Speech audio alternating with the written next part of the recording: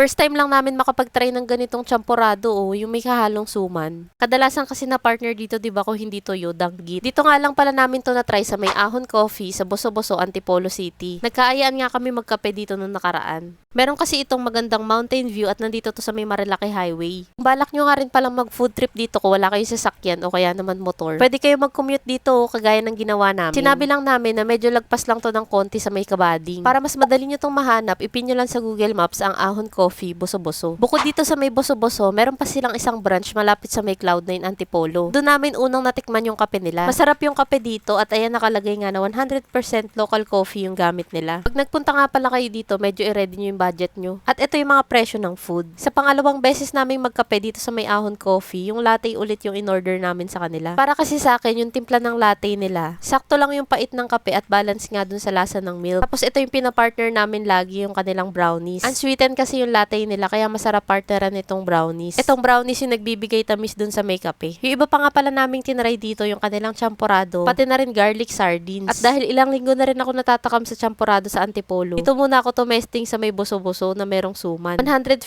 pesos yung isang order nito na nakalagay sa cup. Tapos may toppings na chocolate, tas pag ginalo nyo, meron niyang suman. Noong una nga akala ko saging. Kasi yung hiwa nito yung pa-slice na pabilog. Pero nung tinikman ko, suman pala. Matamis yung timpla dito sa champorado at dahil mataba nga yung suman, babalance lang yung lasa nito. Yung lasa nga pala ng champorado dito, kagaya nung nabibili sa grocery na nakalagay sa box, na may combination ng lasa na dinurog na chocolate. Ito naman yung isang order ng garlic sardines na 240 pesos. Ilang peraso to ng sardinas at may buong bawang. Tapos sa side, meron itong salsa tsaka itlog. At yung kanin, fried rice. Mabilis na ibigay sa amin yung mga order namin. At mainit pa tong na-serve sa amin at nakakain kami agad. Itong isang meal ng garlic sardines, wala namang espesyal na lasa. Gaya lang din to sa mga ibang natitikman namin. Gusto sana namin itry yung pasta nila tsaka burger, kaso 10 AM pa daw yun available. Mga alas 8 pa lang kasi to ng umaga nung nagkape kami dito. Siya nga pala guys, kung dadayo kayo dito, yung store hours nila dito sa may Boso-Boso simula 6 AM hanggang 9 PM. Para mas marami kayong choices ng food, mas maganda 10 AM onwards kayo pumunta dito. Kaya kung naghahanap kayo ng mga kainan dito sa may Marilaki Highway, try nyo na rin dito sa may Ahon Coffee. Masarap nga magkape dito, magkwentuhan at magpahinga saglit. Guys, kung mas bet nyo nga pala yung city view, masasuggest ko na punta kayo dun sa branch nila malapit sa Cloud9. Maganda magkape dun habang palubog na yung araw. At isi-share ko sa inyo sa susunod yung vlog namin dun. Marami pa nga pala kami ni Maynard na isi-share sa inyo ng mga sulit na pasyalan, kainan at kapihan. Kaya para updated kayo sa mga mapupuntahan namin,